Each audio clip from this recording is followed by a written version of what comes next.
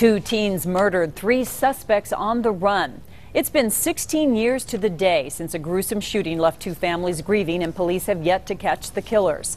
Now detectives are hoping that over the past decade and a half, one of the shooters may have slipped up and left some clues that could now help solve this cold case. News 13's Crystal Gutierrez is in the Newsplex with details. And Diane, police say one of the teens was shot in the head with a shotgun. The other rushed to the hospital, died shortly after. It's a completely different scene on Grand in Wisconsin and northeast Albuquerque compared to 16 years ago.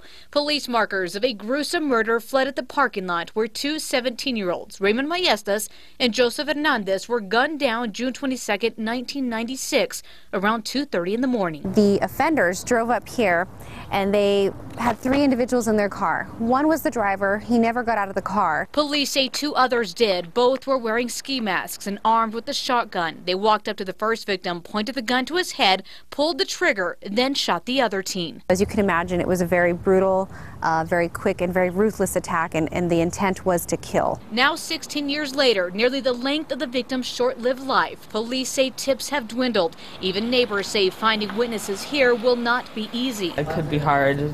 So many people move in and out of this apartment complex within like a month, 2 months' time. This woman, like many other neighbors, know little about the murders, but are still hesitant to show their faces. That's really horrible. I couldn't imagine.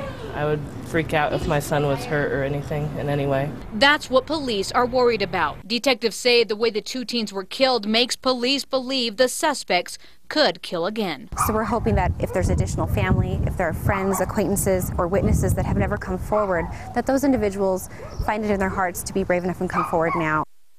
And detectives also hope one of the men has slipped and bragged about this brutal shooting, saying someone knows something about the murdered teens. Diane, back to you. All right, thank you, Crystal. Police believe the planned murders could be linked to gang violence. If you have any information, you're asked to call Crime Stoppers at number 843-7867.